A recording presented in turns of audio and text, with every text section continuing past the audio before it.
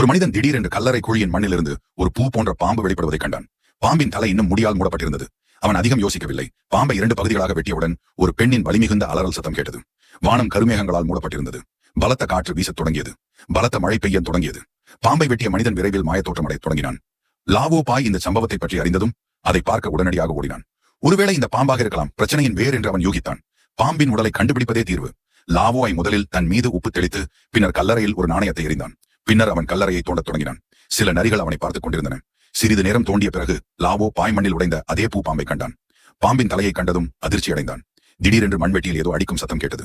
அவன் விரைவாக மண்ணை அகற்றி அங்கே ஒரு இரும்பு சவப்பெட்டி இருப்பதை கண்டான். இதை பார்த்து லாவோ பாய் பயந்து போனான்.